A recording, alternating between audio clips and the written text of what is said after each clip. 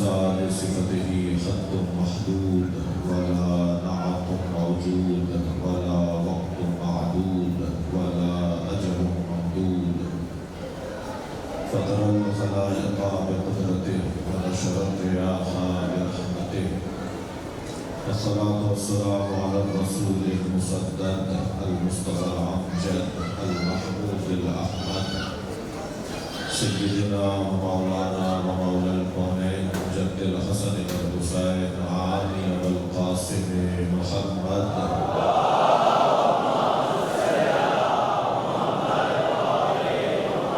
وآله الطيبين الطاهرين المعصومين الذين قال الله إنما يريد الله ليذهب عنكم الرجس أهل البيت ويطهركم تطهيرا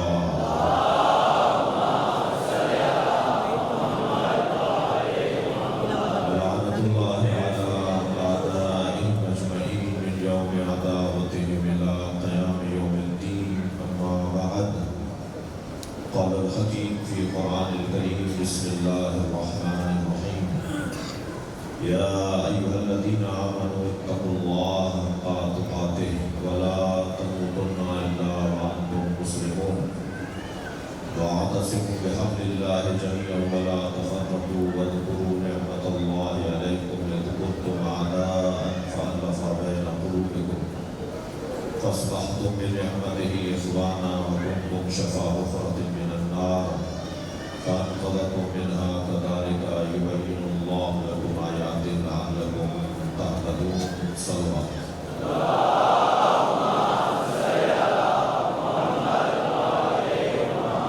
حاضرین مجلس کے مرحومین کی مغفرت کے لیے بلند صلوات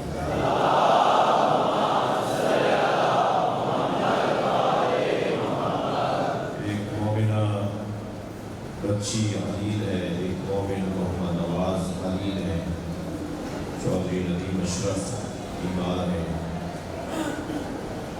جناب مہدی شاہ صاحب کی صحت و سلامتی آپ سب کی حاجات روائی اور خاص طور پر یہ وبا جو پوری دنیا میں اور پاکستان میں بھی اس سے جو متاثر ہوئے ہیں ان کی شفایابی کے لیے جو رحلت کر رہے ہیں ان کی مغفرت کے لیے برابر صلوات ہو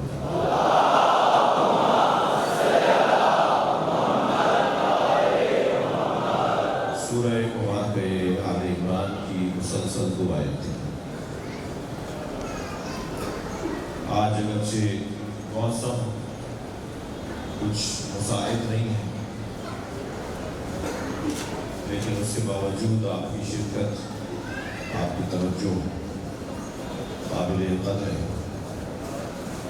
پروردگار عالم اپنے اس کلام میں ارشاد فرما رہا ہے یا ایھا الذین آمنوا، اے صاحبان ایمان، اتقوا اللہ، تقوی پروردگار اختیار کرو، حق تقاتے، مگر تقوی اس کے حق کے ساتھ، انصاف کے ساتھ، اپنی پسند کا تقوی نہیں، اپنے مفاد کا تقوی نہیں، اسلام کے نام پر لوگوں کو دھوکہ دینے کے لیے تقوی نہیں،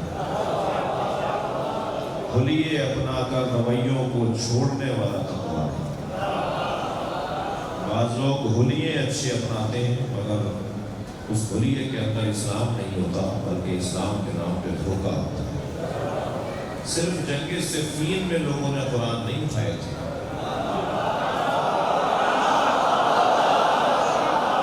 بلکہ ہمارے معاشرے میں بھی کچھ اسلامی حلیوں میں آج قرآن اٹھائے پھر رہے ہیں۔ خاص طور پر میں آپ سے کہوں گا کہ اگر کوئی دکان پر لمبی تسبیح لے کر تسبیح پڑھ رہا ہو بیٹھا ہوا تو اس سے تو چیزیں خریدنے میں 4 دفعہ سوچیے گا۔ تسبیح چلا کر آپ کو گھیر رہا ہو ایسے لوگوں سے کہ جن کے حلیے متقی لوگوں کے ہوں، ان سے ذرا ڈرے ڈرے رہیے گا۔ بعض لوگ اہل تقوی نہیں ہوتے، اہل لقوہ ہوتے ہیں۔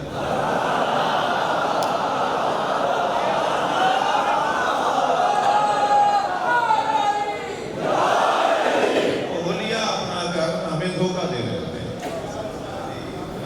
کپڑے ایسے پہنیں گے جیسے ان سے بڑا کوئی اللہ کا ولی نہیں. 4 دن ہو گئے انہیں برش کیے ہوئے بدبو منہ سے آ رہی ہے, کپڑوں کو استری نہیں کیا ہے, حلیہ خراب ہے, اور ہاتھ میں تسبیح ہے اور پیشانی پہ نشان ہے. خبردار, علی والوں کو سجدہ گاہ کے نشان دھوکہ دے نہیں سکتے.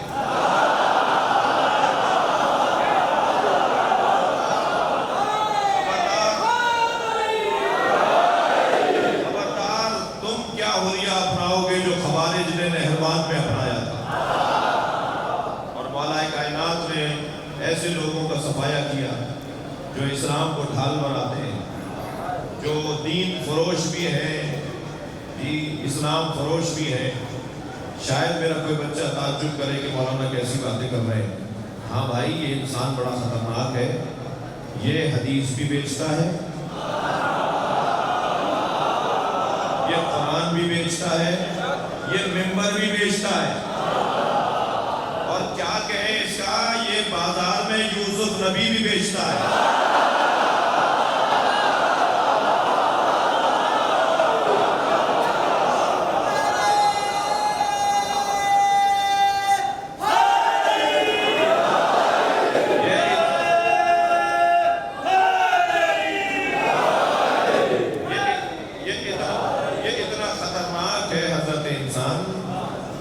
یہ بازاروں میں نبی بھی بیچتے ہیں.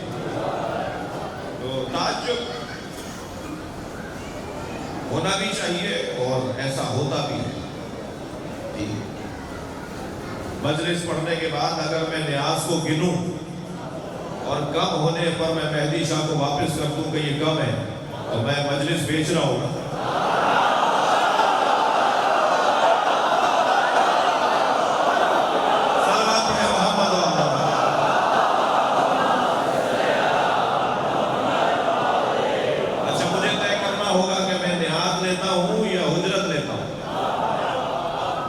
نیاز تو طے نہیں ہوتی, اجرت طے ہوتی ہے. نیاز تو طے نہیں ہوتی. میں اپنی روش بتا رہا ہوں. میرے عزیز ہیں, میرے بھائی ہیں جو مجھ سے پہلے پڑھ رہے تھے, عابد سمجھ ہوں.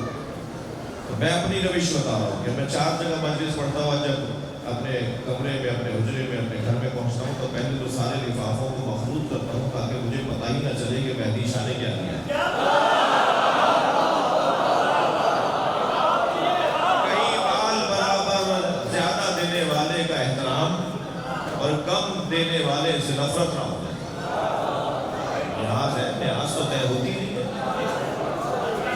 مزدوری طے ہوتی ہے, اجرت طے ہوتی ہے. اور اگر میں نے دنیا میں ان سے طے کر دیا تو آخرت میں سیدہ سے کیا ملے گا؟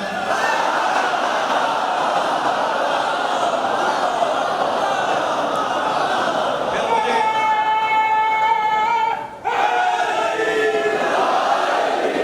میرے علاقے کا تو مؤذن مجھ سے اچھا رہا کہ وہ تو کم سے کم قیامت میں شفاعت کرے گا. میں 40 سال تک مجلس سے پڑھنے کے بعد بھی اس قابل نہیں رہا کہ میں کسی کی شفاعت کر سکوں. ہمارے علاقے کا وہ 1200 روپے پر اور وہ 2200 روپے پر, وہ 2500 روپے کی تنخواہ پہ جو مؤذن ہے وہ تو زیادہ اچھا رہا کہ وہ قیامت میں, یہاں تو اسے 2500 روپے ملے, کیا ہوتا ہے 2500 روپے میں, 3000 روپے میں کیا ہوتا ہے ایسے دور میں. مگر اللہ نے اسے عزت اتنی دے دی کہ قیامت میں ہم اس کے پیچھے بھاگ رہے ہوں گے, ہماری سفارش کر دو. صبح شام تم اللہ کی طرف بلاتے تھے, تمہارا تو بڑا مقام ہے. سمجھ جو ہے. اچھا, برائی میں اپنی کر رہا ہوں, ناراض آپ کیوں ہو رہے ہیں؟ تھوڑا گردن ہلاتے رہیے, میں اپنی برائی کر رہا ہوں. تو یہ بڑا خطرناک انسان ہے. یہ بہت سی چیزیں بیچ دیتا ہے. یہ اسلام بیچ دیتا ہے, یہ قرآن بیچ دیتا ہے, یہ ممبر بیچ دیتا ہے. مدینے کے بچوں نے سرکار کو گھیر لیا. دعا فرمائیں کہ ہم اپنی کوتاہیوں کی طرف توجہ کریں. مدینے کے بچوں نے نبی کو گھیر لیا. کوئی دامن پکڑے ہوئے ہے, کوئی ہاتھ پکڑ رہا ہے, کوئی سرکار کا توجہ ہے. سارے بچوں نے نبی کو گھیرا. بات جانے نہیں دیں گے ہم آپ کو, ہم جانے نہیں دیں گے.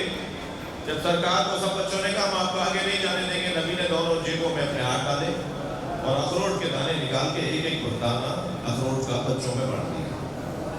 کچھ دانے نکالے اخروٹ, اور بچوں میں بانٹتی ہے. جیسے جیسے بچوں کو اخروٹ ملتے رہے نا وہ چھوڑ چھوڑ کے جاتے رہے. سرکار نے اصحاب کو دیکھ کر فرمایا دیکھا تم نے انہوں نے اخروٹ کے عوض مجھے چھوڑ دیا.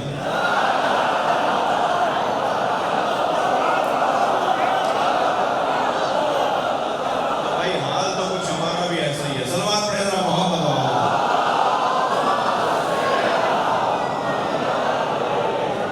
الحمدللہ. مجموعی طور پر ممبر کی کیفیت میں اضافہ ہے, ممبر کے حالات میں بہتری ہے. ابھی ایک پرچی مجھے آئی ہے کہ کل آپ نے کہا کہ تو تمام ذاکرین کو ایک جگہ جمع کیوں نہیں کرتے. الحمدللہ مجھے یہ اعزاز حاصل ہے کہ میں ذاکرین سے رابطے میں ہوں, اور میں تو بارہا کہہ چکا ہوں میں خود ذاکروں کی اولاد ہوں.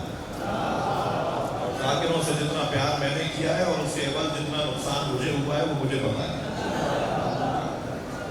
میں نے کہا تھا نا ذاکرین کو کہ یہ اہل بیت کی گلشن کی بلبلیں ہیں, جب یہ کوکنے لگتی ہیں تو گلشن میں پرندوں میں اضافہ ہوتا ہے. میں نے ذاکرین کی تعریفوں میں بہت کچھ کہا ہے, ذاکرین سے رابطے میں بھی ہوں. تو ابھی ایک کلپ چلا جس میں ایک ذاکر صرف سوز لگا رہے تھے, یعنی صرف آس لگا رہے تھے. وہ کوئی انہوں نے 10 منٹ تک اپنے گلے کا اظہار کیا اور مختلف اتار چڑھاؤ تھا گلے کے اظہار میں. تو وہ چلا کر نیچے لکھا گیا شہنشاہ حسین نقوی کی بلبل.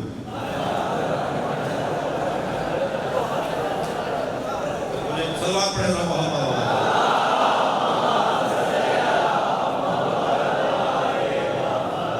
اس کا مجھے کوئی پریشانی اور کوئی پرواہ نہیں ہے. ذاکرین کا بڑا مقام ہے, بڑی خدمات ہیں. نثری خطابت کو 150 سال سے زیادہ کی عمر نہیں ہے. یہ جو ابھی میرے بھائی خطاب کر رہے تھے میں خطاب کر رہا ہوں, اس کی عمر 150 سال سے زیادہ نہیں ہے. مگر سوزی ذاکرین, سوز خانی, مرثیہ خانی, روڑے, مرثیے, قصیدے, منقبتیں, اس کی عمر 1400 سال پرانی ہے.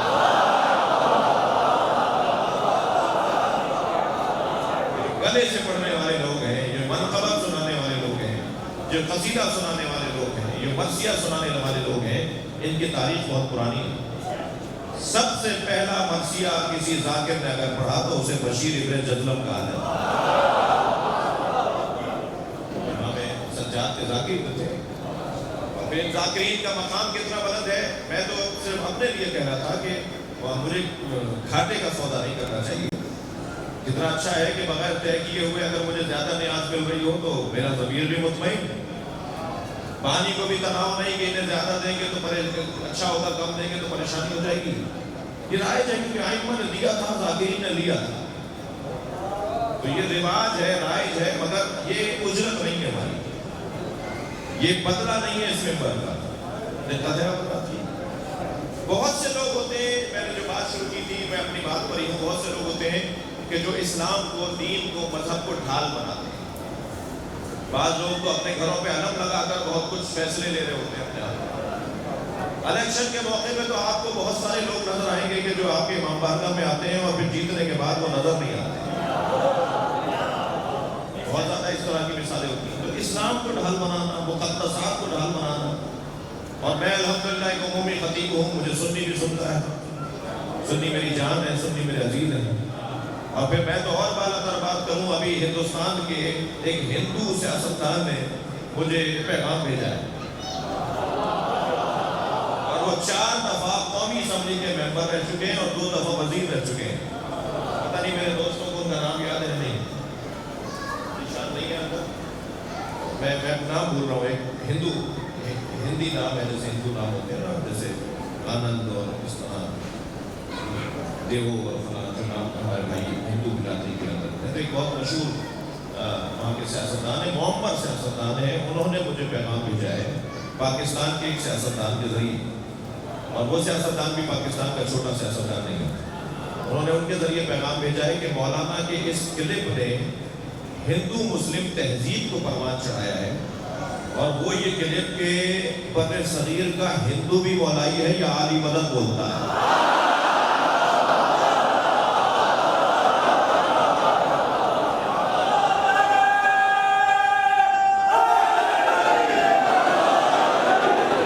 اور بڑا حسین انہوں نے جملہ لکھا ہے کہ اس طرح کے خطابات, میرے جملے کو کہا انہوں نے کہ اس طرح کے خطابات تہذیبوں کو پرورش دیتے ہیں. سندھ کا ایک وڈیرا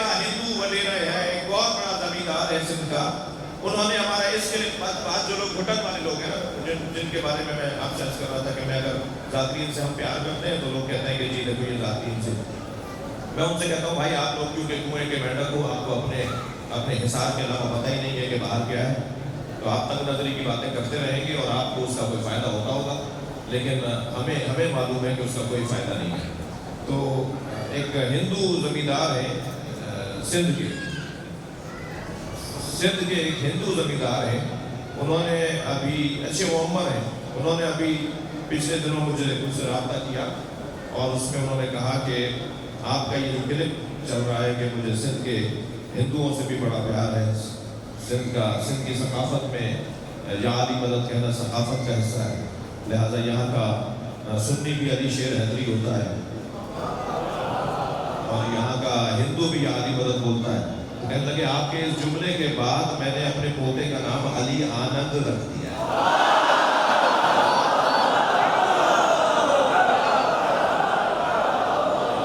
ہندو ثقافت کو بھی رکھا انہوں نے اور مولا کائنات کا نام بھی رکھ دیا۔ تو بھائی پیار سے بات کرنے میں میرا کیا گیا، مگر میری قوم کو، میرے مکتب کو، میرے نظریے کو اگر کچھ حاصل ہو جائے تو یہی جہاد ہے۔ میں نے کل مجلس میں آپ سے عرض کیا تھا کہ جناب یاسین قادری صاحب مجھ سے کہنے لگے بھائی، میں نے ان سے کہا کہ آپ کوئی شیعہ قوم کی کمزوری مجھے بتا دیجیے، تو میں اپنے لوگوں میں روزانہ جاتا ہوں، ہاتھ جوڑ کر کہوں گا یہ کمزوری دور کر لو بھائی، ایک سنی عالم نے نشاندہی کی ہے۔ تو یاسین قادری صاحب بہت دیر سوچتے رہے اور فرمانے لگے کہ فضائل اہل بیت، افضلیت علی کو بیان کرنا یہ شیعہ قوم کی کمزوری نہیں ہے بلکہ اس کا حسن ہے۔ اور شیعہ اہل بیت کی شان میں کیا کہے گا جو امام شافعی کہہ گئے، جو امام مالک کہہ گئے، جو امام حنبل کہہ گئے، جو امام اعظم ابو حنیفہ کہہ گئے، شیعہ کیا بولے گا اس سے زیادہ جو یہ لوگ بول گئے۔ لیکن آپ کے ہاں ایک تھوڑی سی کمزوری ہے اور وہ یہ کہ آپ اپنے خطبہ اور ذاکرین سے کہیں کہ زبان اپنی دعوت دینے والوں کی زبان بنائیں، ممبر پر بیٹھ کر ابے تبے میں بات کرنا یہ ممبر کی تہذیب نہیں ہے۔ ادب سے بات کریں، احترام سے بات کریں، پیار دیں، لوگوں کو متوجہ کریں، اپنی طرف بلائیں۔ مثلاً آپ دیکھیے مجھے اعزاز حاصل ہے، یہ میرے لیے افتخار ہے کہ مجلس میں اس وقت مسیحی برادران کے نمائندگان بھی بیٹھے۔ یہ کس نے کہہ دیا کہ ہماری ہے کربلا؟ بات تم کو ہو تو تمہاری ہے کربلا؟ اور پھر در حسین پہ ملتے ہیں ہر مزاج کے لوگ، یہ دوستی کا وسیلہ ہے دشمنی کا نہیں، یہ جوڑنے کی جگہ ہے، یہ پیار دینے کی جگہ ہے۔ یہاں حسن اور کمالات اہل بیت کو بیان اس لیے کیا جاتا ہے تاکہ وہ کمالات ہمارے اندر آئیں۔ اس لیے آیت کا ترجمہ سنیں گے، تقویٰ اس کے حق کے ساتھ، تقویٰ کو استعمال نہ کرو، تقویٰ کھال نہ بناؤ، تقویٰ ہولیوں کے لیے نہ ہو۔ میں بھی اس وقت کپڑے پہنے بیٹھا ہوں نا، ایک ہولی آئی، یہ روب جمانے کے لباس نہیں ہے، یہ روب جمانے کا لباس نہیں ہے، یہ نوکری کا لباس ہے۔ آتے جاتے لوگوں کو پتا چلے یہ اہل بیت کے مکتب کا نوکر جانا۔ واللہ میں شرعی قسم کھا کے کہہ رہا ہوں اس سے زیادہ کچھ اور نہیں، ورنہ یہ کوئی امامہ رکھے تو بہت بڑا قابل ہوگا۔ حضرت آیت اللہ بہجت نے اپنے شاگرد سے پوچھا تم اتنے قابل ہو، تب سے خارج پڑھ رہے ہو، تم امامہ کیوں نہیں پہنتے؟ انہوں نے کہا حضور میں قابل نہیں ہوں۔ آیت اللہ بہجت نے اپنے سر پہ ہاتھ مار کے فرمایا میں قابل ہوں۔ مر جائے تقلید اپنے سر پہ ہاتھ مار کے کہتے ہیں میں نے جو امامہ پہنا ہوا میں قابل ہوں۔ قابل صرف اہل بیت ہے، ہم تو نوکر ہیں، نوکر ہے بھائی۔ اور عزت ہے، افتخار ہے، اعزاز ہے میرے لیے کہ ہمیں اہل بیت کے دروازے کی نوکری ملی ہے، ورنہ قابل صرف اہل بیت ہے۔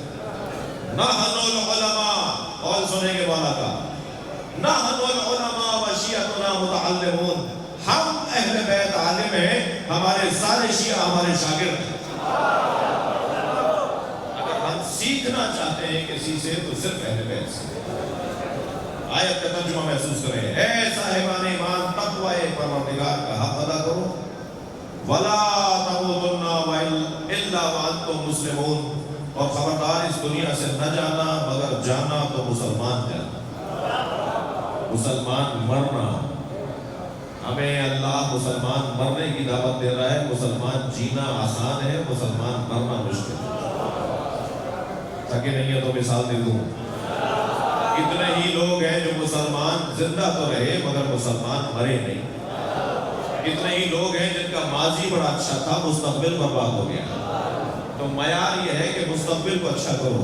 کتنے ہی لوگ ہیں جو ماضی میں تو بڑے بڑے عنوانوں کے ساتھ یاد کیے گئے مگر کربلا میں حسین کے سامنے آ کے لعنت اللہ علیہ ہو گئے.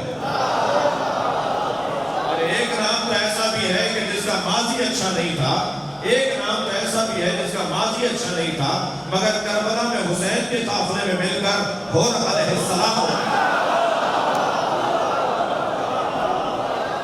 صلوات پڑھیں گے محمد و آل محمد.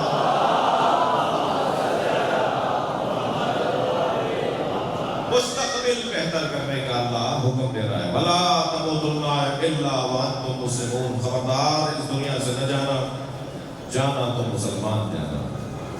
اس کے بعد والی آیت اور اس کے آیت کا دوسرا حصہ وَاعْتَصِمُوا بِحَبْلِ اللَّهِ جَمِيعًا وَلَا تَفَرَّقُوا. اور اللہ کی رسی کو مضبوطی کے ساتھ تھامے رکھو. جی ترجمہ کیا کرتے ہیں؟ اللہ کی رسی کو مضبوطی کے ساتھ تھامے رکھو اور تفرقے میں رکھو. ولا تفرقوا، جھگڑے میں مت نہ رکھو. میں تھوڑا سا آپ سے اجازت چاہوں گا. بے ادبی معاف کریں گے میرے قبیلے کے لوگ کہ ہمارے یہاں ترجمے میں ذرا عجلت سے کام لیا جاتا ہے. یہ بڑی مشہور حدیث مولا علی کی. مولا فرماتے ہیں سلونی سلونی قبل ان تفتنونی. ترجمہ کیا جاتا ہے مولا فرما رہے ہیں، ترجمہ کیا جاتا ہے مولا فرما رہے ہیں پوچھو پوچھو اس سے پہلے کہ میں دنیا سے چلا جاؤں. ترجمہ اچھا نہیں ہے. جہاں یہ ترجمہ ٹھیک ہے، ترجمہ غلط بھی نہیں ہے مگر اور اچھا ترجمہ ہو سکتا ہے. وہ اچھا ترجمہ کیا ہے؟ سلونی سلونی قبل ان تفتنونی. پوچھو پوچھو اس سے پہلے کہ تم مر جاؤ.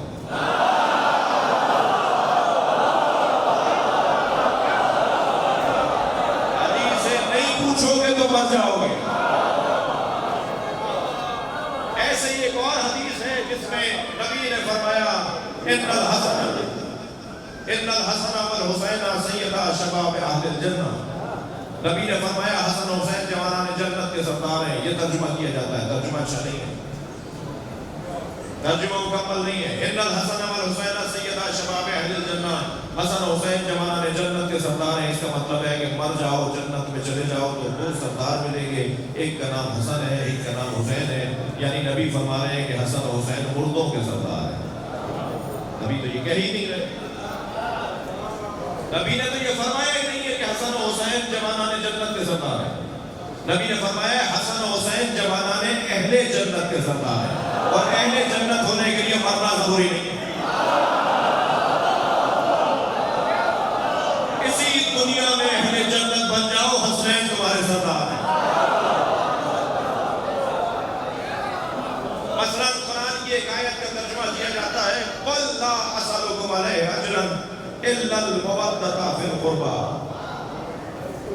اے میرے حبیب کہہ دو ان سے کہ میں کچھ نہیں چاہتا تم سے رسالت کی اجرت الا یہ کہ میرے قرابت داروں سے مودت کو. کہاں قرابت داروں کا ذکر ہے؟ لفظ قربہ ہے. ظاہر قرآن حجیت رکھتا ہے. الفاظ کو پہلے غور کیا جائے گا، پھر بطن میں جائیں گے، پھر تعبیرات میں جائیں گے. ظہور قرآن حجیت رکھتا ہے. ظاہر قرآن کو کہاں لے جائیں گے؟ لفظ قربہ فولا کا صیغہ ہے. کبرا صغرا عظما قربہ واحد مؤنث کا صیغہ ہے. مجلسی لوگ بیٹھے ہیں، مجھے تو صرف اشاروں میں بات کرنی ہے. مجلس سننے والے لوگ بیٹھے ہیں، خاندانی لوگ بیٹھے ہیں. واحد مفرد مؤنث کا صیغہ ہے. ترجمہ سیدھا کیوں نہیں کرتے کہ ایک وہ بیوی جو نبی سے قریب تر ہے اس سے محبت کا اظہار کرتا. سیدھا سیدھا کیوں نہیں کہتے فاطمہ زہرا سے مودت کا اظہار.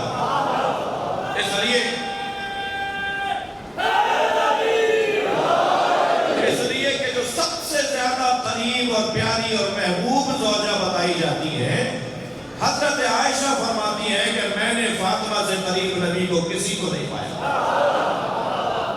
سب سے زیادہ اگر کوئی قریب بیوی تھی سیدہ کے سید نبی کے تو وہ سیدہ ہے.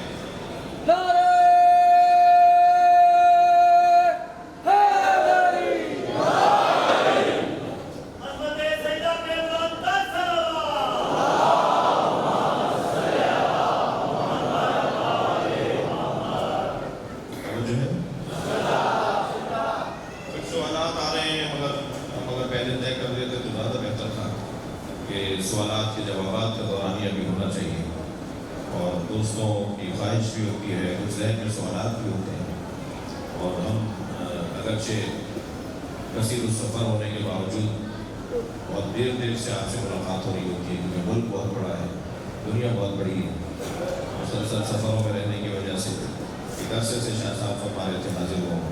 دیکھتے ہیں اگر یہ کیفیت رہی تو سوالات کے جوابات بھی دیں گے. میں اپنے مضمون کو بھی کسی منزل تک لے جاؤں اور یہ کہ ہمیں تو ترجمہ آیات کی احادیث کا ترجمہ اور آیات کا ترجمہ کرتے وقت تھوڑی سی دقت اور کرنے کی ضرورت ہے کہ یہاں مراد کیا ہے, یہاں ترجمہ اور بہتر کیا ہو سکتا ہے.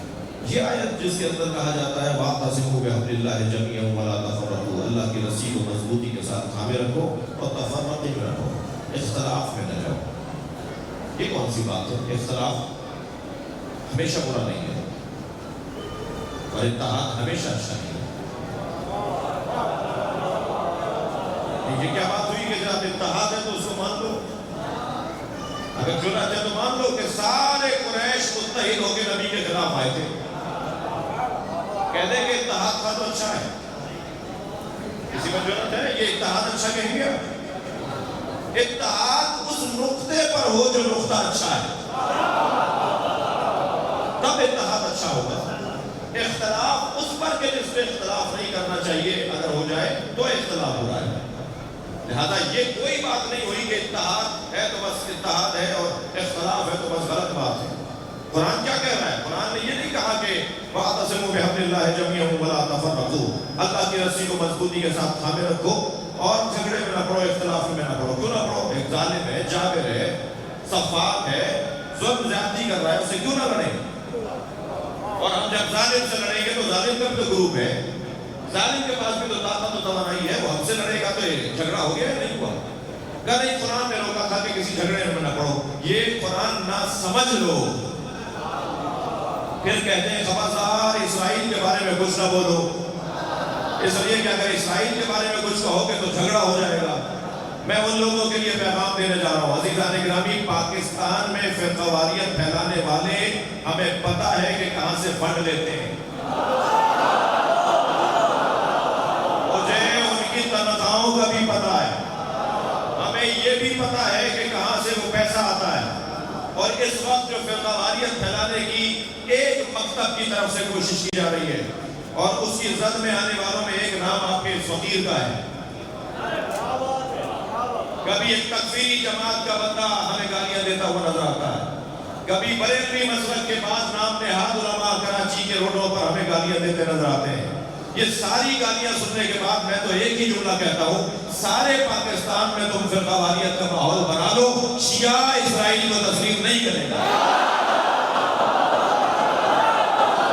لبیک یا حسین,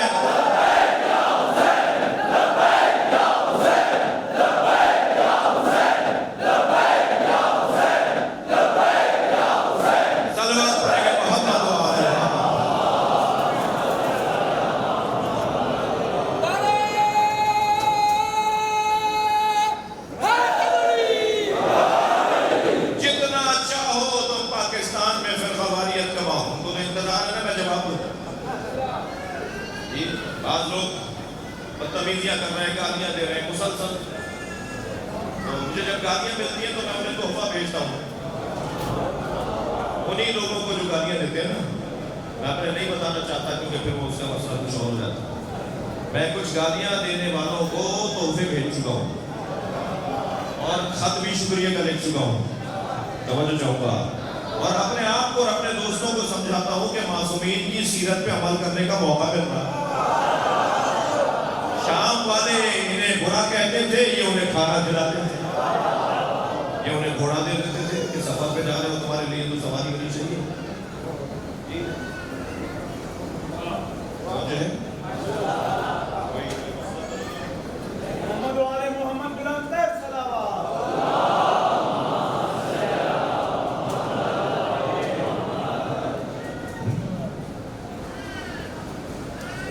ایک اور پیغام دینا چاہوں گا. میری آرزو ہے، میری خواہش ہے، میری سوچ ہے، غلط ہو سکتی ہے. ہماری مجلسوں میں کچھ نعرے ہمارے ایمان کی عکاسی کرتے ہیں. مثلا نعرہ تکبیر، جی، نعرہ رسالت، نعرہ حیدری، یہ نعرے ہمارے ایمان کی عکاسی کرتے ہیں. اور صلوات پڑھتے ہیں، یہ ہمارے توسل کی عکاسی کرتے ہیں.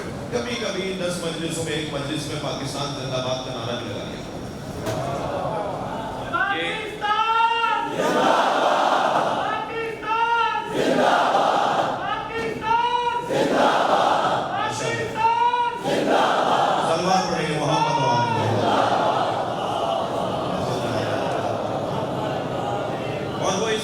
میں عرض کر رہا ہوں، میرے مجھ سے اختلاف ہو سکتا ہے، وہ میں اس لیے عرض کر رہا ہوں کہ وطن سے محبت خود ایمان کا حصہ ہے. مجھے ان بچوں کے ذہنوں میں وطن سے محبت بھی منتقل کرنی ہے.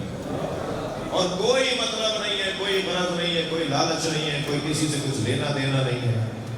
صرف ذہن سازی ہے اور ذہنوں کی تربیت ہے. جتنا میں وطن سے پیار کروں گا اتنا میں وطن کی خاطر کچھ کروں گا. میں ابھی ایک جگہ رستے میں طوفان تھا اور ہمیں کچھ پہنچنے میں تاخیر ہوئی، تو ایک جگہ قیام رہا کچھ دیر کے لیے. کچھ بچے جوان جیسے یہ بچے بیٹھے ہیں جنہوں نے گناہ نہیں کیا ہے، تو ان کے چہروں پر اللہ کی طرف سے نور ہے. فرمایا ہے نا معصومین نے کہ جوانوں کا احترام کرو اس لیے کہ انہوں نے گناہ کم کیے، اور بزرگوں کا احترام کرو اس لیے کہ انہوں نے عبادتیں زیادہ کی. تو یہ جو گناہ نہ کرنے والے جوان دیکھیں نا، یہ مجلس میں بیٹھا ہوا ہے، یہ کہیں اور بھی جا سکتا تھا، لیکن یہ عبادت میں آ کے بیٹھا ہوا ہے. جب ایسے مجھے جوان ملتے ہیں، میں پوچھتا ہوں بیٹا کیا پڑھ رہے ہو؟ کہ یہ پڑھ رہا ہوں. اور کیا پڑھو گے؟ یہ پڑھوں گا. پھر اس کے بعد پڑھنے میں امریکہ جاؤں گا، پھر آسٹریلیا جاؤں گا، میں پھر سوئٹزرلینڈ جاؤں گا، میں فلاں جگہ جاؤں گا. تو میں فوراً اس جوان سے کہتا ہوں کہ تم یقیناً باہر جاؤ، ضرور باہر جاؤ، مگر یہ عہد کر کے جاؤ کہ واپس وطن میں آؤ گے اور ملک کی خدمت کرو. یہ جو پاکستان کی صلاحیتیں باہر منتقل ہو رہی ہیں نا، کسی بھی بہانے سے، کسی بھی وجہ سے، یہی تو جہاد ہے. تم ہمارے گھروں کو آگ لگاؤ، تم ہمارے عزیزوں کو قتل کرو، تم ہمارے مجلسوں پہ حملے کرو، مگر ہم وطن چھوڑ کے نہیں جائیں گے. ہم اس وطن کی خدمت میں مصروف رہیں گے، اسے اور بہتری کی طرف لے کر جائیں گے. یہ پاکستان ہمارے بڑوں نے بنایا. میں یہ صرف اپنے امام بارگاہ میں بیٹھ کر بات نہیں کر رہا، ٹی وی چینلوں پر یہ کہہ چکا ہوں، سنی نے سوچا تھا، شیعہ نے بنایا.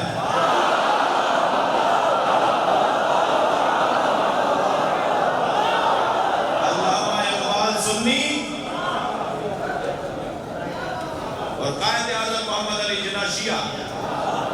اور اس ملک میں مسیحی برادران، اس ملک میں غیر مسلم برادری کا بھی بڑا حصہ ہے. معلومات بڑھائیں میرے جوان کے مسیحی برادران اور ہندو برادری نے پاکستان کے حوالے سے کتنی خدمات انجام دی. لہذا اقلیتوں نے بھی اس ملک کی سالمیت اور اس کی تشکیل میں جو اپنا حصہ ڈالا ہے وہ قابل قدر ہے، قابل رشک ہے، وہ ہسٹری ہے پاکستان کی. توجہ ہے؟ تو ترجمہ یہ نہیں ہوگا، تسلی دیجیے تھکے نہیں ہیں، ترجمہ یہ نہیں ہوگا کہ وَاعْتَصِمُوا بِحَبْلِ اللَّهِ جَمِيعًا وَلَا تَفَرَّقُوا. اللہ کی رسی کو مضبوطی کے ساتھ تھامے رکھو اور تفرقے میں نہ پڑو، تفرقے میں نہ جاؤ، جھگڑے میں نہ جاؤ. ترجمہ یہ ہوگا کہ اللہ کی رسی کو مضبوطی کے ساتھ تھامے رکھو اور اللہ کی رسی کے بارے میں جھگڑا نہ کرو. اب اللہ کی رسی کیا ہے؟ جب مولا علی سے پوچھا یا علی اللہ کی رسی کیا ہے، فرمایا قرآن. جب مولا نبی سے پوچھا یا رسول اللہ اللہ کی رسی کیا ہے، فرمایا علی.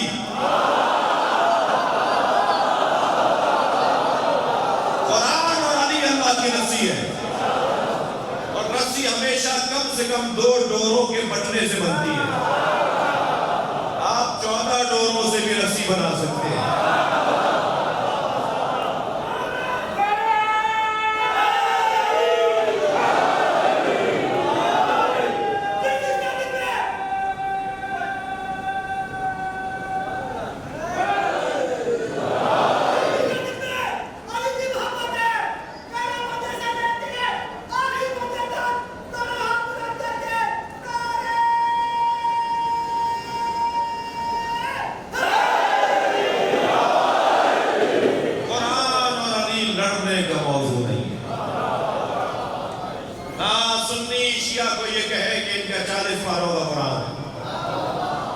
ہمارا 40 پاروں کا قرآن نہیں ہے، ہمارا وہی قرآن ہے جو تمہارا قرآن ہے، تمہارا وہی قرآن ہے جو ہمارا قرآن ہے، تمہارا ہمارا دو قرآن نہیں ہے۔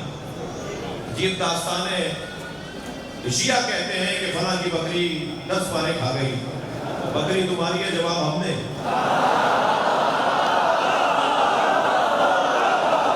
ہمارا اس بکری سے کیا تعلق جو قرآن کھا جاتی ہے؟ ہماری تو کسی کتاب میں نہیں لکھا ہوا کہ بکری قرآن کھا گئی۔ آپ بھی بول رہے ہیں اور آپ ہماری کتاب میں لکھا دیں بھائی، کسی شیعہ کا دروازہ جا کے بجائیں اور بغیر بتائے جائیں اور اس بچے سے جو دروازے پر آئے اس سے کہیں کہ اپنے گھر میں رکھا ہوا قرآن لا دو، یہ وہی قرآن لائے گا جو آپ کے گھر میں رکھا ہوا ہے۔ وہ قرآن نہیں ہے، قرآن لڑنے کا موضوع نہیں ہے۔ اگر خفا نہ ہو تو یہ گفتگو بھی غیر علمی ہے کہ سنی ولد ضالین کہتے ہیں، شیعہ ولد ضالین کہتے ہیں۔ شیعہ جو ہے غیر المغضوب کہتے ہیں اور سنی غیر المغضوب کہتے ہیں۔ یہ غیر علمی باتیں ہیں، تجوید کا مسئلہ ہے، مخرج کا مسئلہ ہے۔ ضاد کے بارے میں تو معصوم کا فرمان ہے کہ ضاد ہم اہل بیت کے علاوہ کوئی صحیح ادا کر ہی نہیں سکتا۔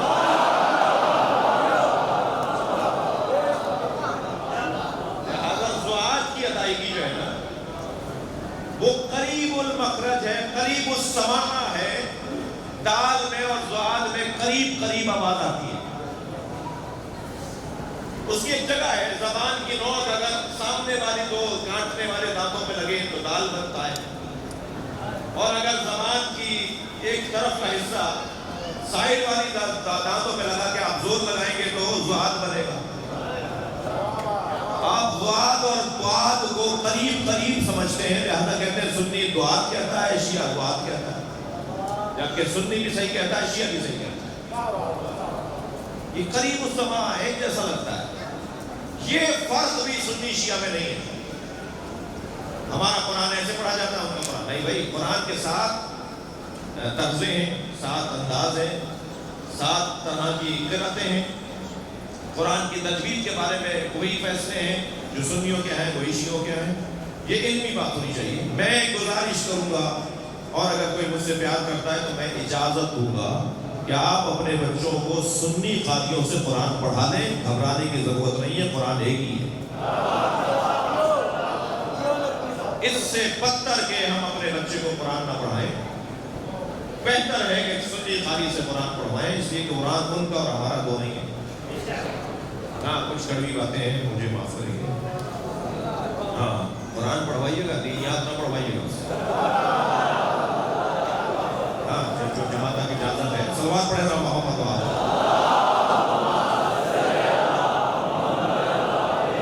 اس سے بہتر صلوات دیا کرتے ہیں۔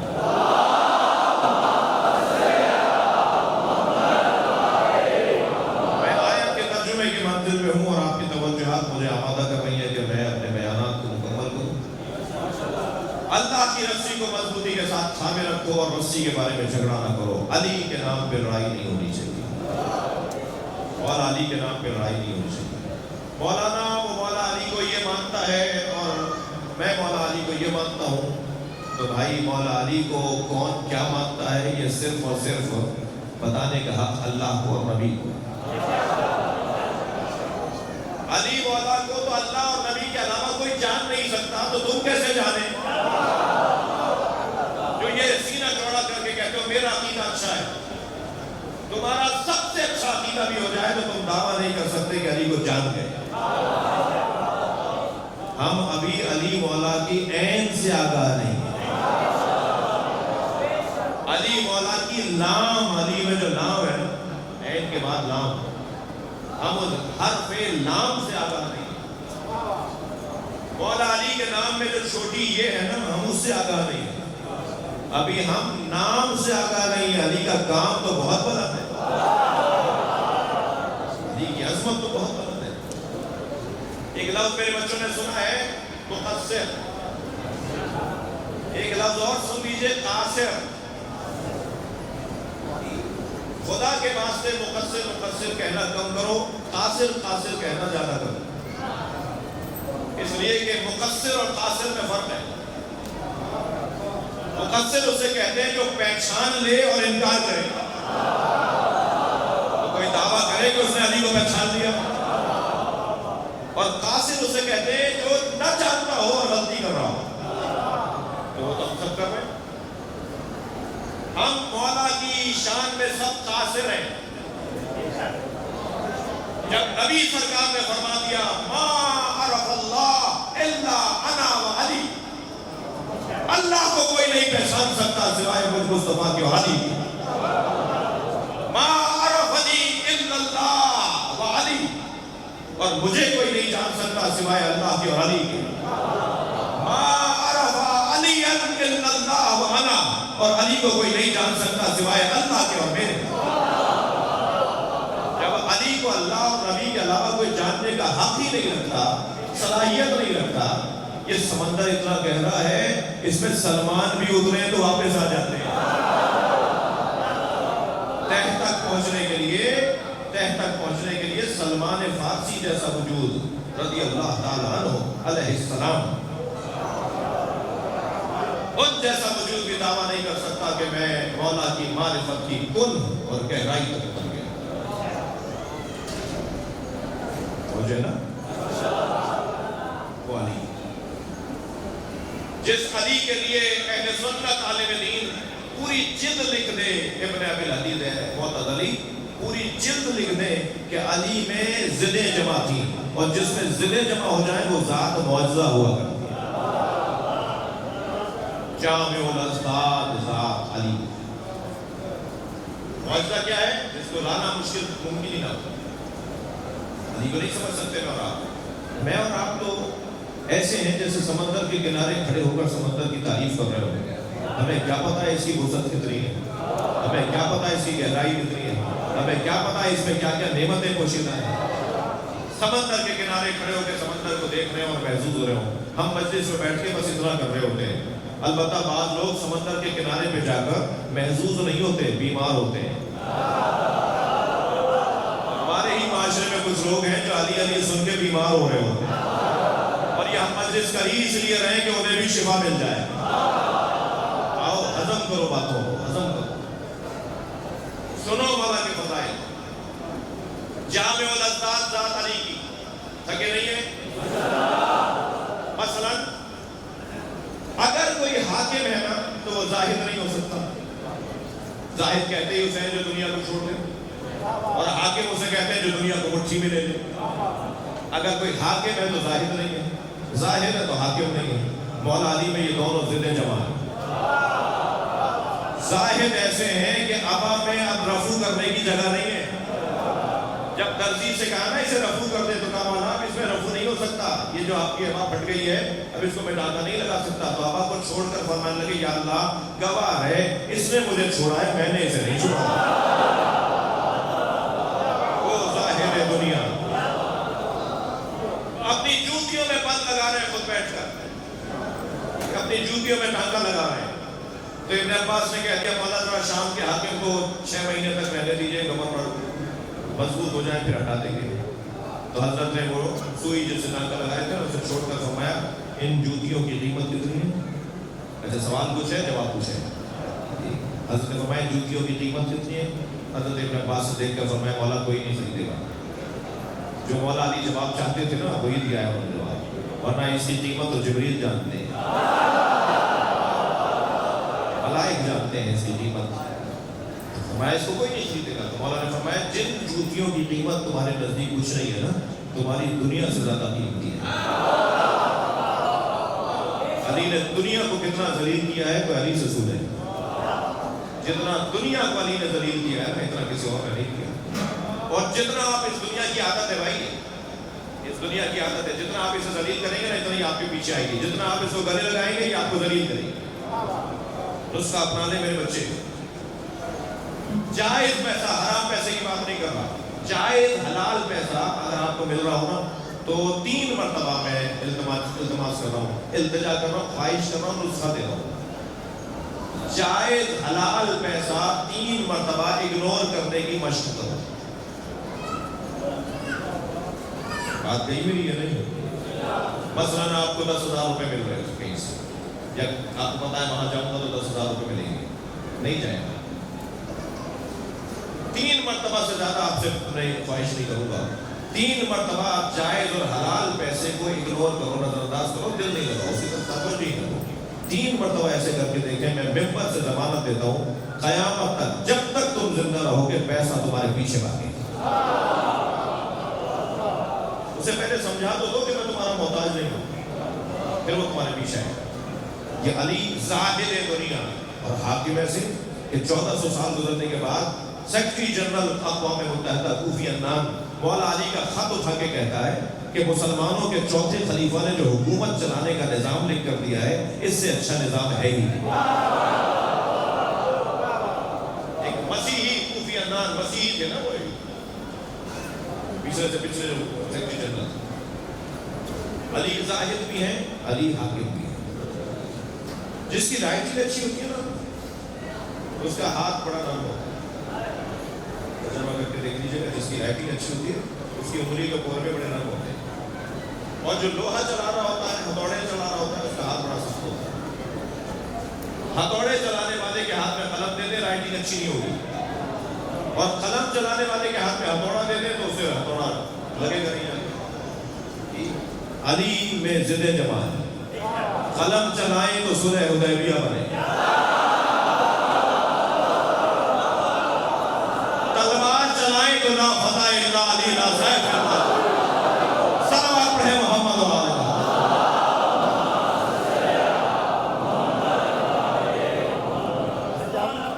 بلندر صلوات دیا گیا.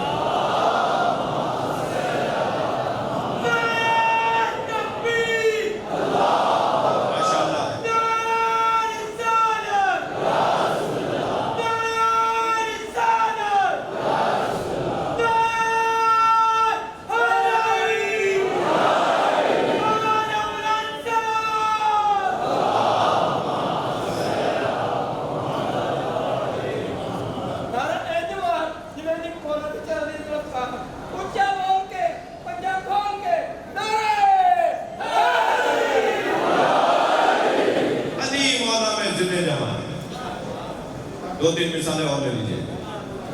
ایک ہی وقت میں میرے مولا ایسے مجاہد کہ تلوار کے دونوں طرف کاٹ تھی اور تلوار کی زبان بھی بڑی لمبی تھی. اسی انداز وغا میں یتیموں کا خیال بھی رکھیں، مسکینوں کا خیال بھی رکھیں. جب کسی کو غصہ طاری ہو، جس کسی کو غضب طاری ہو تو اس کے اوپر رحم فوراً آ جائے، یہ ممکن نہیں. مگر علی ایک ہی وقت میں رحم بھی رکھتے ہیں اور غضب بھی رکھتے ہیں. تھکے نہیں ہیں تو مثال دے رہا ہوں. ایک چور کو پکڑ کرنے آئے میرے مولا کی خدمت میں، ثابت ہو گیا چور ہے، مولا نے انگلیاں کاٹ دی.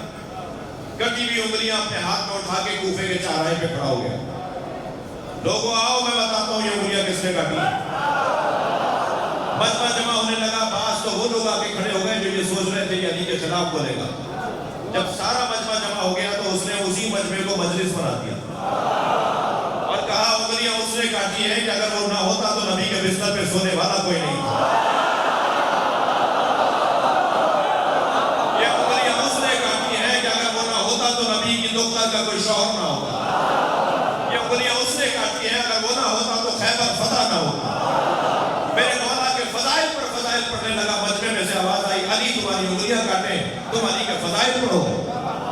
تو جملہ سنے کیا کہا؟ فضائل اسی کے پڑھے جائیں گے جو عدل الہی کو نافذ کر رہا.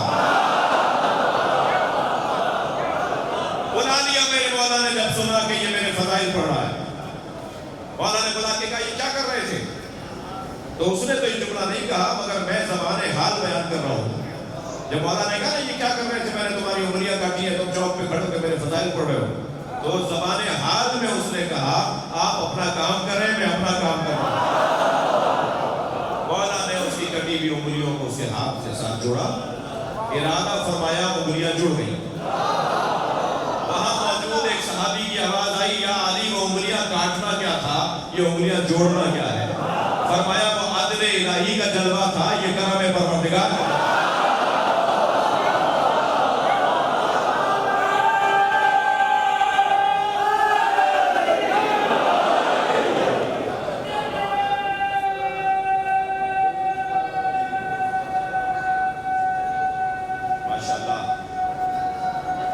Hey!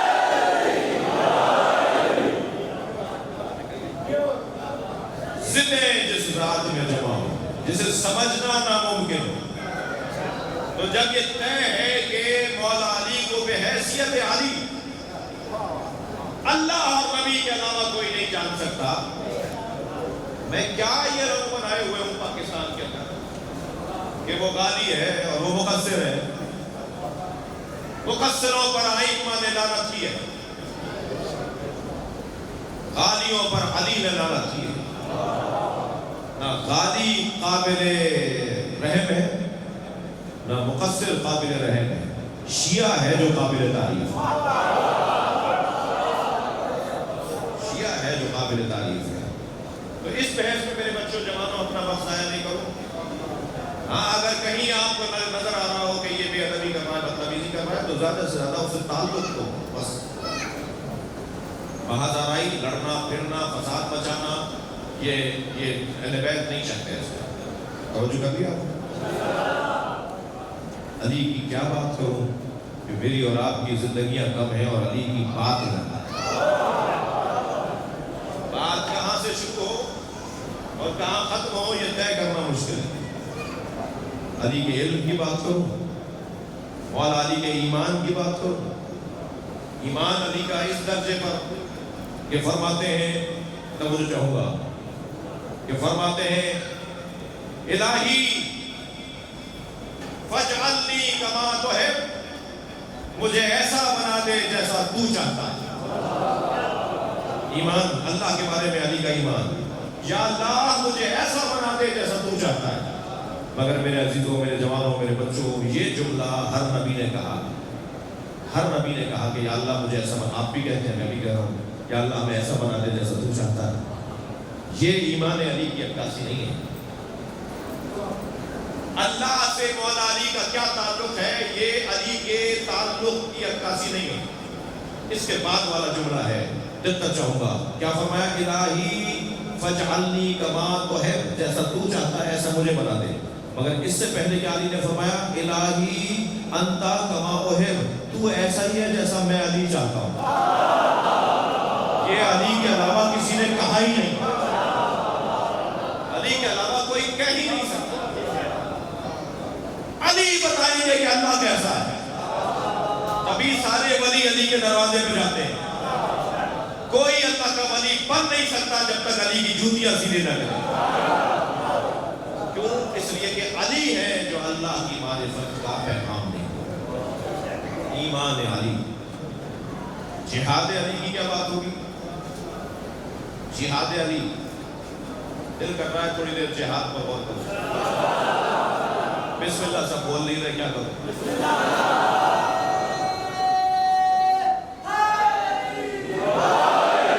مولا کائنات کا جہاد بار بار پڑھا جائے، جنگ بدر کو پڑھو، ممبروں سے بار بار جنگ بدر پڑھی جائے۔ جو آپ کے درمیان کچھ حناس زدہ لوگ ہیں جو یہ کہتے ہیں کہ دیکھو خیبر و خندق سے ہی باہر نہیں آ رہے، میں ان سے ایک جملہ کہوں گا، خیبر و خندق سے کیسے باہر آئیں یہ قرآن کا قصہ ہے۔ قرآن پڑھنا چھوڑ دیں، خیبر و خندق بیان کب ہوا ہے ابھی؟ بھائی جیسے جیسے فنون حرب میں تبدیلیاں آتی رہیں گی، خندق پڑھنا پڑے گی، خیبر پڑھنا پڑے گی، اس لیے کہ دنیا میں فنون حرب میں تبدیلیاں آ رہی ہیں، لڑائی اور جنگوں کے جو فنون ہیں ان میں تبدیلیاں آ رہی ہیں۔ ان تبدیلیوں کو مد نظر رکھتے ہوئے علی کو پڑھو تاکہ پتہ چلے علی کا جہاد کیا ہے۔ جنگ بدر ہے،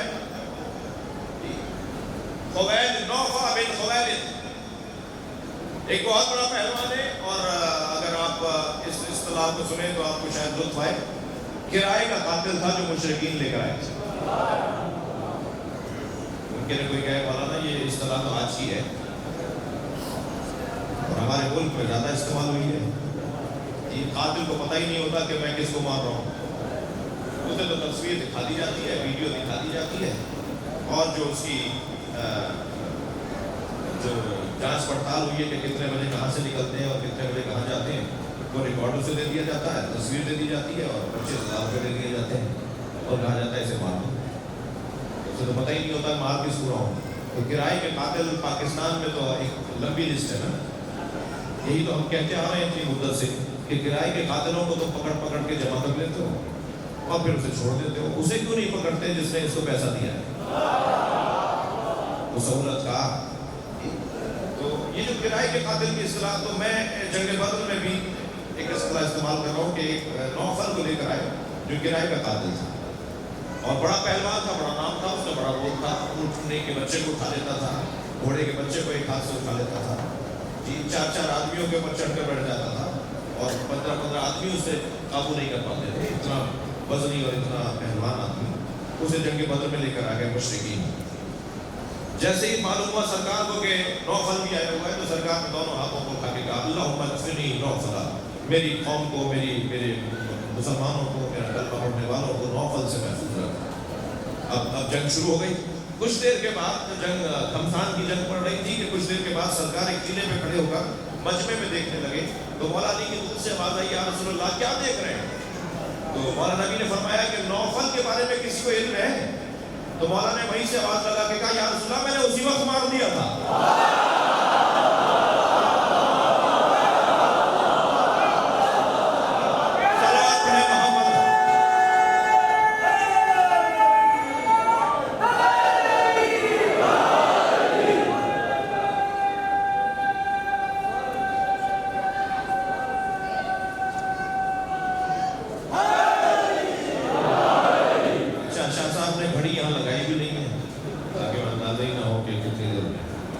اتنی نگاہیں میری تیز نہیں ہیں، ایک صلوات پڑھے محمد و آل محمد۔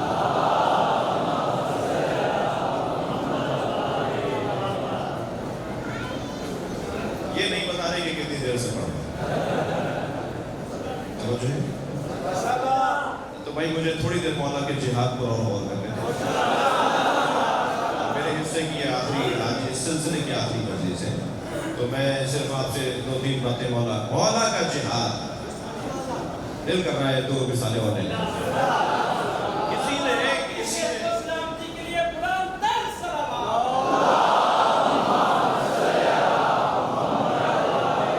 نے مولا سے پوچھا مولا میدان میں جب گھمسان کا رن پڑ رہا ہو، جنگ بہت شدید ہو جائے، ہمیں آپ سے کسی مشورے کی ضرورت ہو تو ہم میدان جہاد میں، میدان جنگ میں آپ کو کہاں ڈھونڈیں؟ حسین جملہ مولا کا۔ میرے مولا نے فرمایا پریشان نہ ہوا کرو، جہاں میں گھوڑے سے اترتا ہوں وہیں کھڑا رہتا ہوں، نہ میں پیچھے بھاگتا ہوں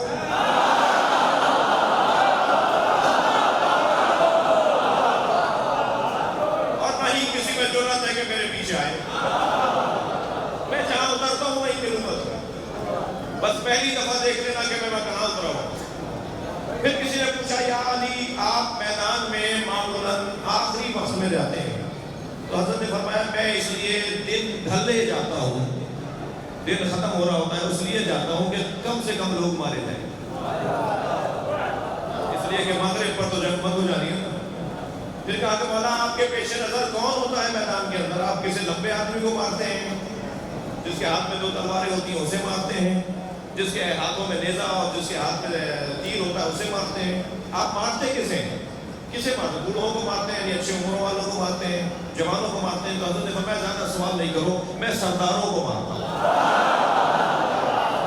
بیچارے مسکینوں کو مار کے کیا کرنا، جو سرداروں کے کہنے پہ آئے تو انہیں مار دو جن کی وجہ سے مجمع لے کر آئے، ان کی جان بچے گی، کم سے کم لوگ مارے جائیں گے۔ اور پھر ایک مرتبہ جنگ کے اندر حضرت مالک اشتر اور مولا کائنات مسلسل لوگوں کو گرا رہے تھے، تو مالک نے علی کو دیکھ کر سوچا کہ آج میں نے بھی 32 مارے، علی نے بھی 32 مارے، تو دور سے آواز دے کر کہا مالک سوچنا بند کرو، تمہارا مارنا اور ہے، میرا مارنا اور ہے، جب میں مارتا ہوں تو نسلوں کو پڑھ کر مارتا ہوں، کہ اس کی نسل میں کوئی مومن تو آنے والا نہیں، میرا مارنا اور تمہارا مارنا ایک جیسا نہیں۔ سبحان اللہ۔ وہ جو ہے زرہ پہن کے تو جاتے ہی نہیں تھے مولا، اور گھوڑا بھی وہ لیتے تھے جو ناتوان ہو۔ ایک دفعہ کہا خود محمد حنفیہ نے بابا فلاں گھوڑا بڑا چابک ہے، بڑا چابک دست ہے اور بہت ہی فربا ہے اور بہت ہی صحت مند ہے، کبھی کبھی میدان سے واپس آنے کا بھی ضرورت پڑتی ہے، بابا یہ والا گھوڑا لے جائیں. حضرت فرمایا میں یہ ناتوان گھوڑا اس لیے لے کے جاؤں گا کہ مجھے بھاگنے کی ضرورت نہیں. وہ سواری جو دوڑ ہی نہ سکے, وہ سواری جو دوڑ ہی نہ سکے. ایک طویل داستان ہے علی بن ابی طالب کے میدان جہاد میں ہوتا ہے, اور حسین داستان ہے. علی تلوار چلانے والے نہیں تھے, علی مجاہد. اور مجاہد میں اور جنگجو میں فرق ہے. جنگجو صرف اور صرف گردن اڑاتا ہے, اور مجاہد ایمان بچاتا ہے, آگے آنے والی نسلوں کو پڑھتا ہے, اور اپنی خاطر لڑتا نہیں ہے بلکہ جہاد فی سبیل اللہ ہوتا ہے.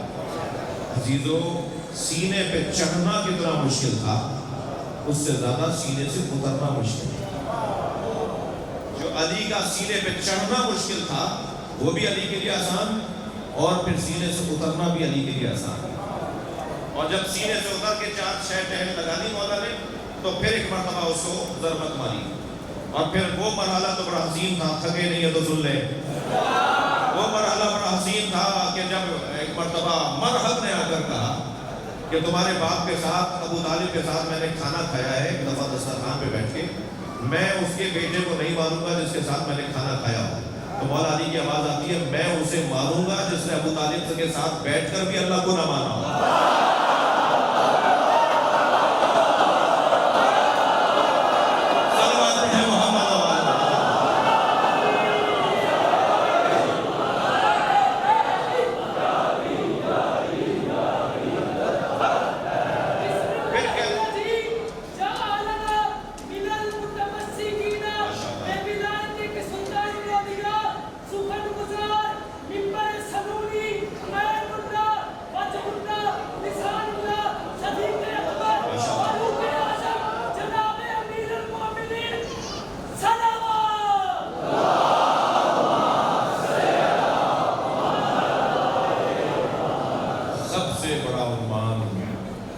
انسان کے لیے علم ہے, پھر ایمان ہے, پھر تقویٰ ہے, پھر جہاد ہے, اور پھر فلاح ہے. مجاہد اگر میدان میں جائے مجاہد بن کر, اور لاشا اس کا آئے دنیا کی خاطر لڑنے والی کی میت بن کر, تو یہ مجاہد ضرور رہا مگر کامیاب نہیں ہوا. کامیاب وہ ہے کہ جس کا آخری لمحہ, آخری سانس اللہ کی خاطر گزرا. کم بات نہیں ہے کہ بڑے بڑے بادشاہوں نے تو اپنی میت کی نصیحت کی کہ میرے دونوں ہاتھوں کو باہر نکال دینا تاکہ دنیا سمجھے کہ وہ سکندر اعظم جس کی حکومت میں سورج نہیں ڈوبتا تھا, اتنی اس کی بڑی حکومت تھی, وہ جب دنیا سے جا رہا ہے تو خالی ہاتھ جا رہا ہے. نصیحت کی تھی تابوت سے میرے دونوں ہاتھ نکال دینا باہر تاکہ لوگ دیکھ لیں کہ اتنا کچھ پانے کے بعد بھی خالی ہاتھ جا رہا ہے. لیکن اتنا بڑا سکندر اعظم تو یہ کہے, اور علی کو جب ضرورت لگے تو مولا کہے آج علی کامیاب ہوتا ہے. کامیابی کا عنوان مولا علی نے طے کر دیا کہ کامیاب کسے کہا جاتا ہے. بہت دیر لگائی میں نے آپ کو اس منزل تک لانے کے لیے. صرف امام حسین ہی نہیں ہے جو کربلا کے میدان میں اللہ کے دین کی تبلیغ اور پیغام پہنچانے آئے ہیں. حسین کا علی اصغر قربان جائیں حسین کے بچوں پر. میرے مولا حسین کی سکینہ. عزیزانو, کبھی غور کیا کہ کربلا میں کیا کچھ بیوی پہ نہیں گزری, پھر کوفے کے راہوں میں کیا کچھ بیوی پہ نہیں گزری, پھر شام کی راہوں میں کیا کچھ نہیں گزری, اور پھر سخت ترین مرحلہ آیا کہ جب دربار شام میں آ کے کھڑی, جب ایک کرسی پر بیٹھے ہوئے شخص نے اشارہ کیا تو جناب سید سجاد سے لپٹ کر کہنے لگی یہ تو سنا تھا کہ ہم اسیر بنیں گے, مگر یہ نہیں سنا تھا کہ ہمیں کنیزی میں بھی مانگا جائے گا.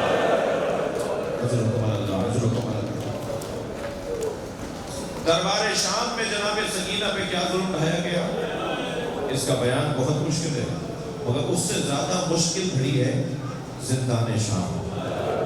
اللہ آپ کو جناب سکینہ کی زیارت کا شرف عطا کرے. آپ جائیں شام اور جناب زینب کو سلام کریں, اور جناب سکینہ کو جا کے سلام کریں. میں گزارش کروں گا عزاداروں سے جب بی بی کی زری پر پہنچے نا تو زری سے قبر کو ضرور دیکھیے گا. آج بھی شام کے دیہات کی عورتیں کھلونے لا کے ڈالتی ہیں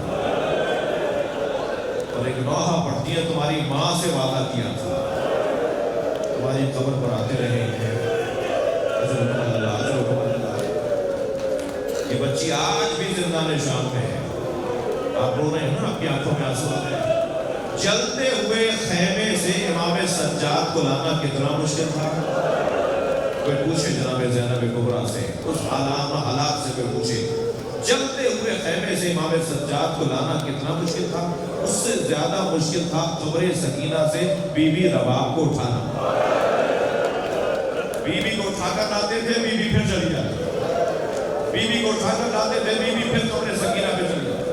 جب جناب زینب نے کہا نا بھابی قافلہ تیار ہے, ہم مدینے جا رہے ہیں, تو نحیف سی آواز میں کانپتے ہوئے لہجے میں کہا زینب میرا مدینے میں کون ہے؟ میرا والی کربلا میں ہے, میری بچی اکیلی ہے. اجرکم اللہ, اجرکم اللہ. آپ کی آوازیں بلند ہیں. جب مجلس میں آپ اونچی آواز میں ہوتے ہیں نا تو امام جعفر صادق دعا دیتے ہیں, امام محمد باقر مصلی بچھا کر دعا کرتے ہیں یا اللہ یہ ہمارے امر کو زندہ کر رہے ہیں, یہ احیاء امر کا کام انجام دے رہے ہیں. اجرکم اللہ. اور جب مجلس میں بیٹھا کریں تکلف کر کے نہ ہویا کریں, کچھ دیر کے لیے فقیر ہو جائے کریں. یہ آپ کا بگڑا ہوا چہرہ زینب دیکھ رہی ہے, یہ آپ کا بگڑا ہوا چہرہ زہرا کو بڑا اچھا لگتا ہے. خدا کوئی غم نہ دے سوائے غم اہل بیت. اللہ ہمیں رونے اور رونے والوں میں قرار دے. بڑا سخت مرحلہ ہے. امام فرماتے ہیں مجھے وہ گھر اچھے لگتے ہیں جن گھروں میں رباب اور سکینہ نامی عورتیں ہوتی ہیں. اپنی بچیوں کے نام سکینہ رکھ دیجئے, اپنی بچیوں کے نام رباب رکھ دیجئے. بڑا جگر تھا اس بی بی کا. دو ہی تو کمائیاں تھیں جناب رباب کے پاس, ایک سکینہ, ایک علی اصغر. ایک کو امام حسین کے ہاتھوں پہ دے دیا, ایک کو زندان شام میں دفنا کر آ گئی. ایک کو امام حسین کے ہاتھوں میں حجرہ سا کرتا پہنا کر دے دیا, مجاہد بنا کر حسین لے گئے. بڑا سخت ہے. مجلس میں مائیں بھی بیٹھی ہیں, بیویاں بھی بیٹھی ہیں, دودھ پیتے بچوں کی مائیں بھی ہیں, ان گھروں کی عورتیں بھی ہیں جہاں دودھ پیتے بچے ہیں. جب جناب علی اصغر کو یاد کیا کریں نا, جب جناب سکینہ کو یاد کیا کریں تو ان کی ماں کو سلام ضرور کیا. بڑا جگر ہے اس بی بی کا. امام حسین کے لاشے کو دھوپ میں دیکھ کر جا رہی تھی تو فرمایا تھا میں کچھ کر تو نہیں سکی, اتنا آپ سے عہد کرتی ہوں جب تک زندہ رہوں گی کبھی سائے میں نہیں بیٹھوں. اجرکم اللہ, اجرکم اللہ. مدینے میں جب تک بیٹھی رہی, زندہ رہی, جب دھوپ آتی تھی, دن چڑھتا تھا, بی بی دھوپ میں جا کے بیٹھ جاتی. ابو حمزہ سمالی جن کی دعائیں ابو حمزہ ماہ رمضان میں ہم پڑھتے ہیں, وہ واقعہ کربلا کے بعد امام سجاد کی خدمت میں آئے اور آگے مولا سے کچھ سوالات پوچھنا چاہتے تھے. کنیز نے صحن خانہ سے گزار کر انہیں امام کے حجرے تک پہنچایا. وہ کہتے ہیں کہ میں جب گزر کے آ رہا تھا میں نے دیکھا ایک برقعے میں بی بی ہے جو دھوپ میں بیٹھی, اور میں نے گھنٹوں امام سے سوالات کیے, اور سوالات کر کے جب لوٹا تو مجھے صحن سے کنیز نے گزارا تو میں نے کیا دیکھا, وہ برقع پہنے بیوی جو دھوپ میں بیٹھی تھی, اب دھوپ نے جگہ بدل دی ہے, وہاں سایہ آ گیا ہے, تو وہ وہاں سے اٹھ کر وہاں چلی گئی جہاں دھوپ آ گیا ہے, جہاں دھوپ آ گئی ہے. تو ابو حمزہ کہتے ہیں میں کھڑا ہو گیا تو امام سجاد کی پشت سے آواز آئی, ابو حمزہ کیوں کھڑے ہو؟ تو میں نے ہاتھ جوڑ کر کہا مولا شاید کسی غلطی پر آپ نے اپنی کنیز کو سزا دی ہے, مولا مدینے کی گرمی بڑی شدید ہے, میری وجہ سے اسے معاف کر دیا. امام کی آنکھوں میں آنسو آ گئے. ابو حمزہ چلے جاؤ, یہ میری ماں رباب ہے. اجرکم اللہ, اجرکم اللہ, اجرکم اللہ,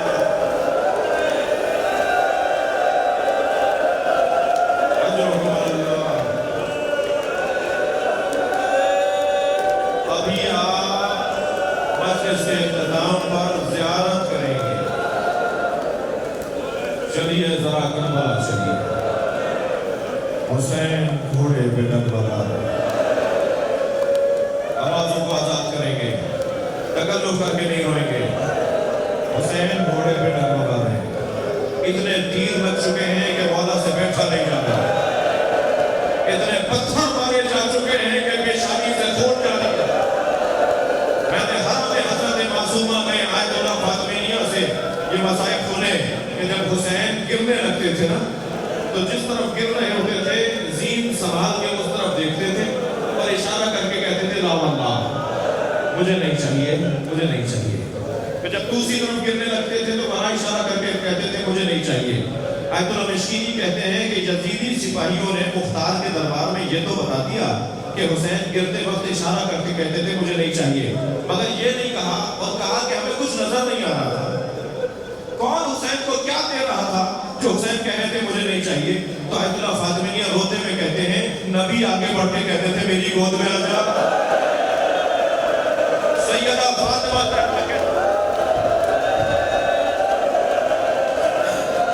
فاطمہ زہرا کہتی تھی میری گود میں آ جا, اور حسین کہتے تھے اماں یہ میرا امتحان ہے, مجھے آپ کی گود نہیں چاہیے. اور حسین گھوڑے سے زمین کی طرف آئے. آخری جملے مجھے مسائل پورے پڑھنے دیجیے گا.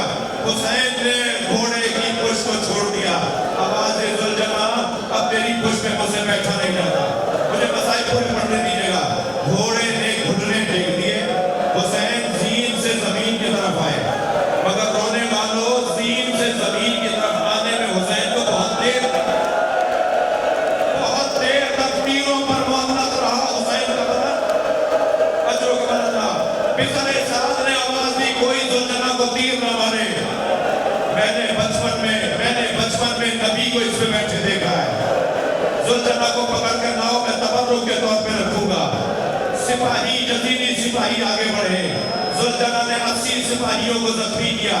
کسی کے قابو میں نہیں آ رہا تھا, کسی کے قابو میں نہیں آ رہا تھا. تو پھر عمر سعد کی آواز آئی چھوڑ دو اسے, دیکھو کرتا کیا ہے. جب سپاہی پیچھے ہٹنے لگے نا تو گھوڑے نے دیکھا کہ حسین سے دور ہو گیا ہے, اپنی حفاظت میں بہت دور تک آ گیا ہے. تو یہ دوڑا اس طرف جہاں حسین کو اتارا تھا.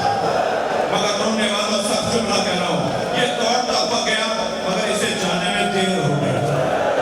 حسین کی رگوں کو